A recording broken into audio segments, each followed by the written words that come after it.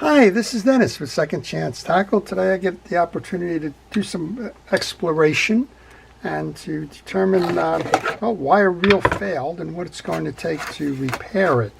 This reel was brought in by Stuart, dropped off at the shop, and he says it's no good. Well, that's a good start in terms of an indication that the reel is not working, but we're going to try and figure out why it's no good and maybe what can be done to restore the reel. This reel is an Ambassador reel. It's a 6600 and it's marketed as the Brute. I'm not quite sure what makes that different, but maybe in the spool piece. But I did go out onto the internet, a site called realschematic.com, and I pulled the schematic for it, and it pretty much has the same setup that most of the C-Series reels have. And this one just... Now I think what I'm feeling here is that the spool is not releasing. So that's probably interfering with the performance of the reel. Well, we're going to take this reel apart. If we can service it in one day, that would be wonderful. If not, we're going to find out what the issues are with the spool release or what have you. And if we have to order some parts, we will. So I'm going to start by taking off the exterior pieces and parts. And as I do, I want to encourage you to subscribe to my channel if you like the art of reel service and repair. And it is an art. It's there's science behind it, but sometimes you just you got to maneuver some things, think outside of the box, and do some other things in order to kind of get the reels back to where they should be. So if you like that, I would encourage you to subscribe to my channel. I work on all kinds of fishing reels, post almost every day, and I show you how to take them apart, how to service them, and how to get them going again. And if they fail and they can't be serviced, well, they're lessons learned. I call those tuition reels, and tuition reels are there to teach you a lesson.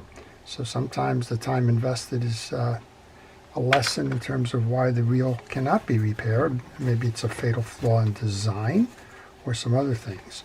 What I'm finding here right now is we have a terribly dirty reel. I mean, the greases and the like shouldn't be all over the handle, and it's even, before I wiped it down, was even obscuring the C-clip, which holds the handle onto the gear shaft. So I'm thinking we probably have a gear shaft right now that's overloaded with old dirty dried grease, and the free spool release is probably trying to work but can't work because it's clogged with the grease. Just a theory, but it's always fun to kind of play along as you're doing these things and try and guess where this may be going. That's part of diagnosis. It's an educated guess in terms of what may or may not be happening. Well, that C-clip was holding on the handle, so that's been removed.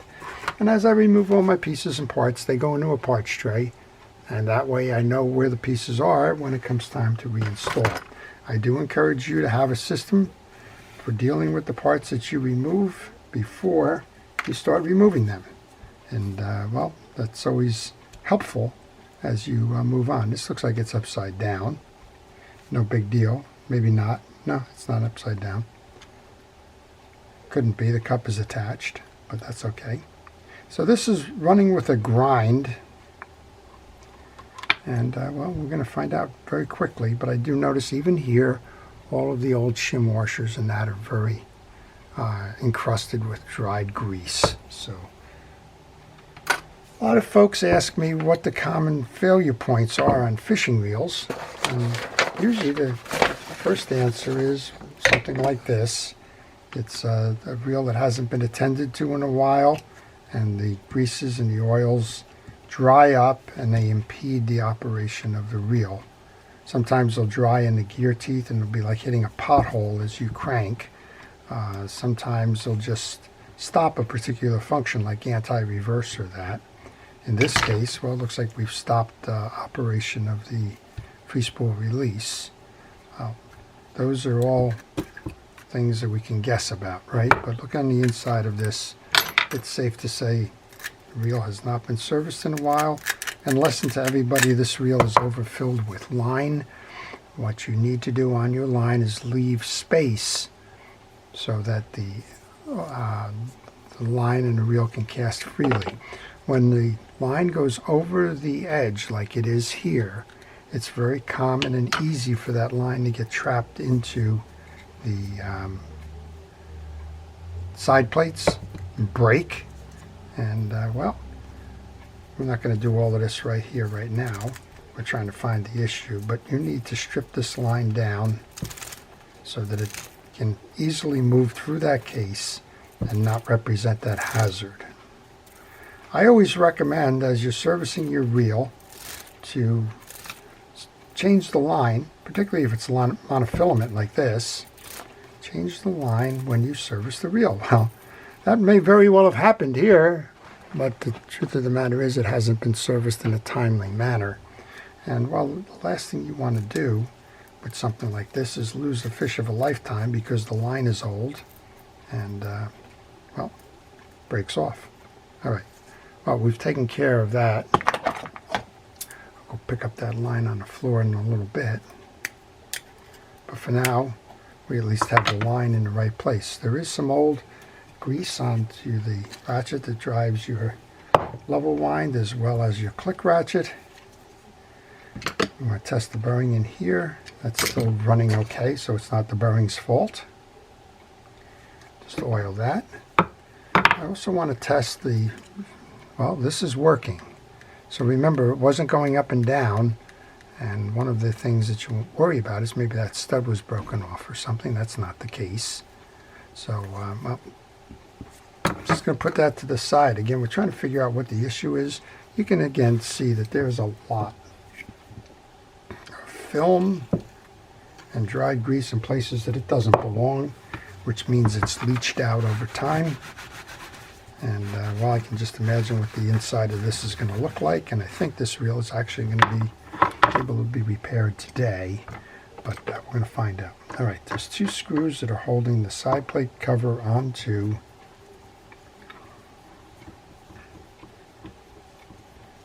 the back plate. And I neglected to note that when we did take this out, the spool shaft came out. That's okay, just wipe it down. You can put a little bit of grease on it. Don't put a lot on there. You'll have the same situation probably that we have right now. And let's just reinstall that, get that out of the way, spin it. We also should be able to remove this piece too.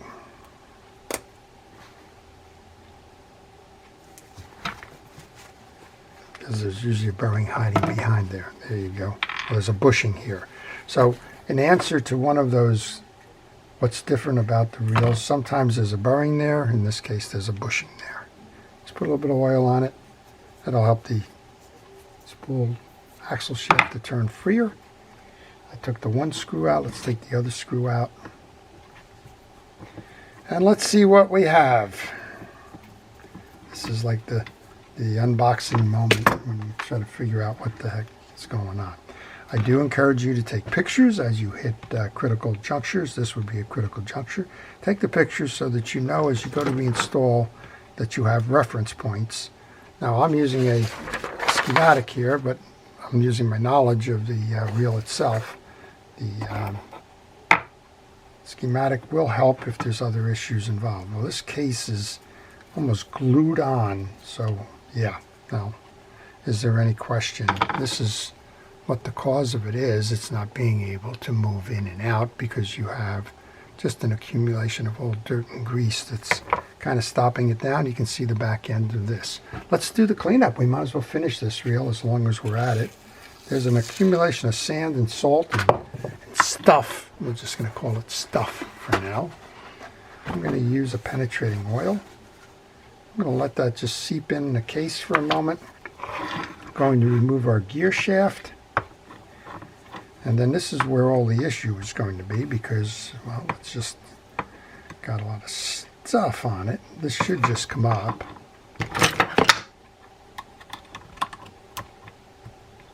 You just want to be careful not to break off the mounting clips. There we go. This is a tensioner spring.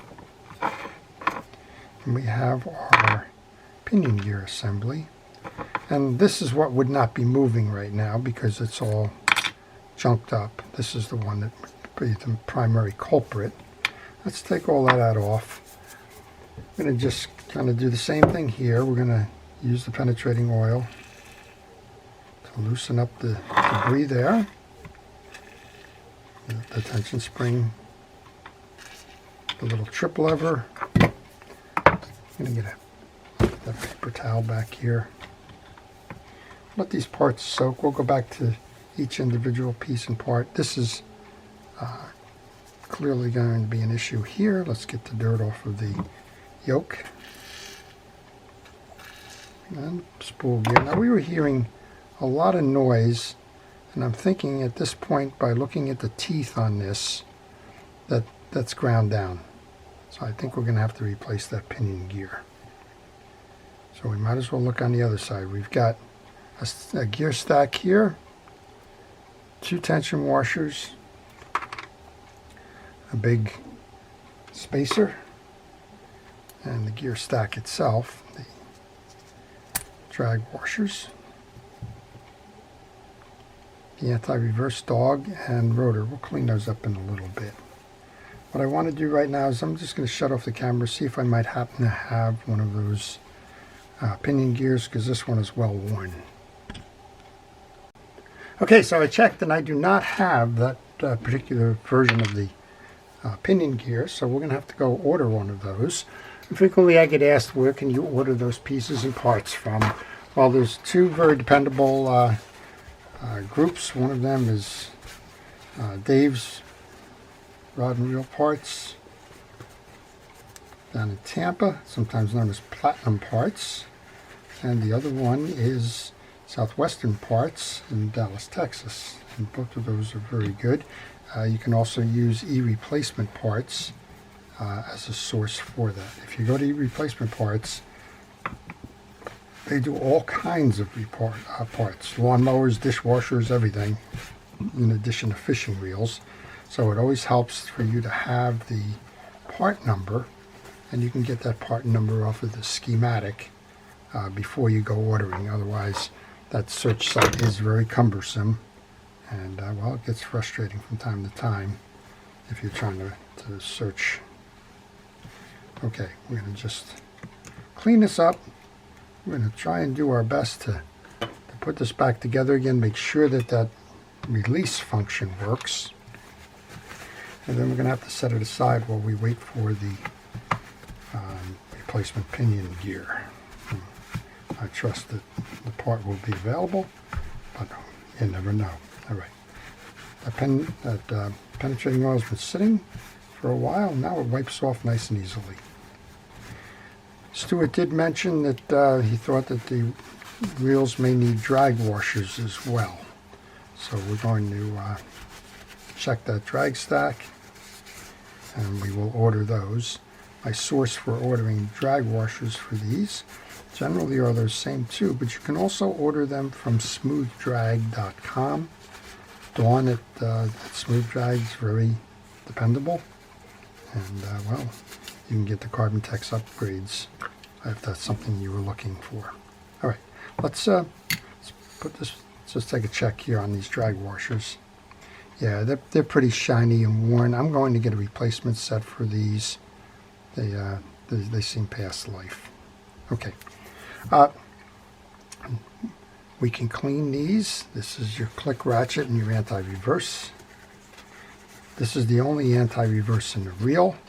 It's the old-fashioned forked dog, which has a slot on each side, or finger on each side.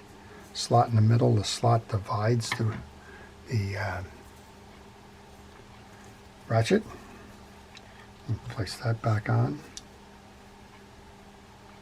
That dog is going to go over this stud here, just like that.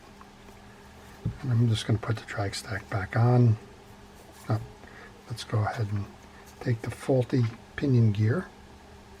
Look for the ramp side. There's a side that has a slope on it.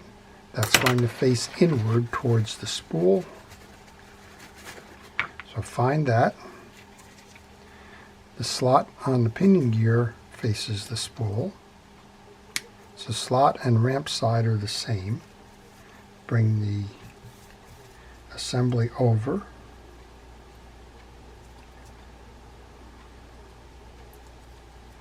And you can place that in like that. Then we need to put the two of these in. We could have done this before. This is your extension arm. This is your jack, which will go under. I guess we probably should have done that before. It's okay.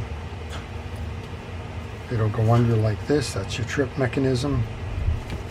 Push down on that. Now we can put our main gear in.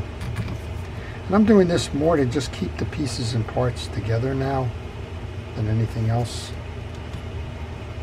because I know I have to replace that pinion gear. Alright, that goes in, the cap washer goes in, a little spacer goes in, the two little tension washers go on. So if nothing else, what we've done is we've cleaned and prepped this reel, at least on the gear side, for the return of the pinion gear. And well, we'll set it aside until hopefully the parts are available first. And then secondly, what we want to make sure of is that we complete the work when that's done. All right, all of this should be in place right now. This is the tensioner that goes on next. One of these forks goes on each side of that yoke.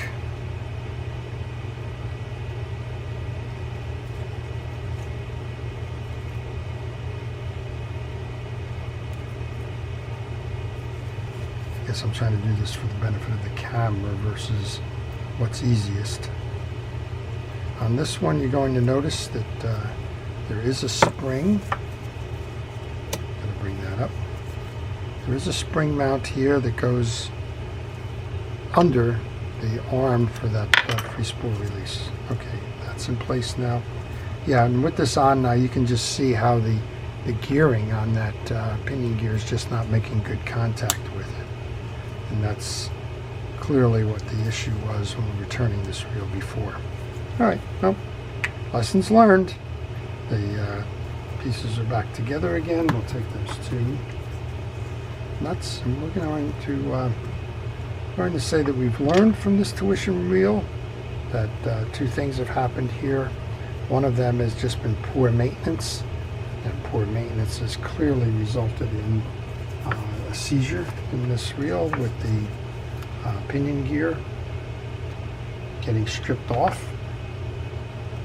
And well, I can't go fishing until you get a replacement part, and that's what happens every now and then. We're going to put the rest of this on. We're just going to show you quickly how the rest of this goes. For now, we're just going to replace the spool. We'll clean up that whole case when the parts come in.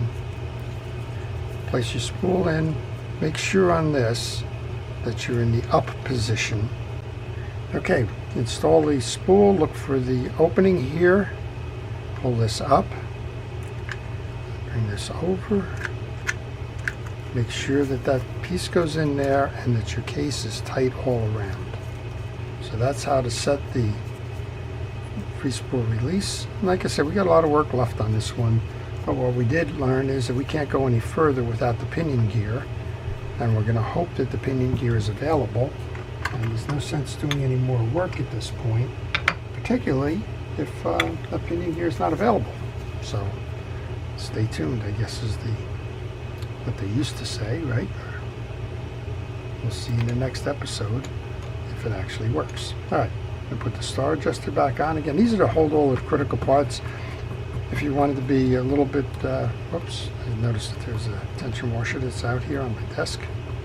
If you wanted to be a little bit more adventuresome, you could take the parts tray, just wrap it up. Make sure that you don't lose anything. Just put it in maybe a gallon bag or something, make it a reel in a bag. You could do that. I've done it from time to time, but I've learned that if it's going to take a while, and generally it takes a while to order a replacement part like this, going to take a while. Just put it back together to the way you found it, and then know that, well, when it comes in, you've serviced half of the reel already, and it's just a matter of getting that replacement pinion gear to make it work the rest of the way. All right. The handle tensioner washer goes next. The handle goes on. The clip goes next, the little E-clip.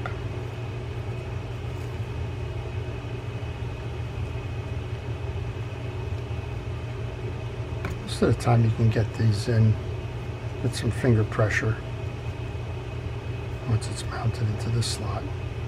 Sometimes you'll need an assist.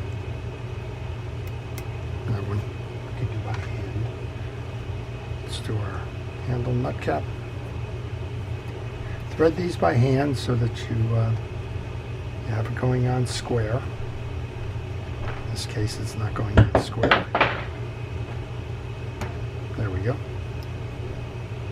And then you can tighten that down. And I'm not going to, again, we're not going to go crazy here because we know we have to take it apart again. Just get the cap back in place. I missed by a little bit. You can fix that simply by grabbing what's left of that nut cap and turning it. Generally speaking, if the flat or the point is headed right at the tie-down hole, it works. There you go. All right. So we know we need a pinion gear. Let's just see if the pinion gear is doing enough to break this up. And it's not. So for now we're stuck. And we'll go order that pinion gear and make this reel work like new. Well, I hope you've enjoyed that. It's kind of been a crazy little tuition reel exercise, but it certainly has been one that we've learned from. Before I leave, I want to thank our first responders, police, fire, rescue, EMTs, everybody that's involved in keeping the public safe for all of their efforts and dedication and service. And to everybody, these are lessons learned. Keep your reels serviced. Get it on a regular schedule, and well, you'll be able to fish with those reels for a long time. Don't take care of them, well, either the line's going to lose a fish, or the reel is going to, well, in this case, just wear down prematurely, and that's going to be an issue for everybody.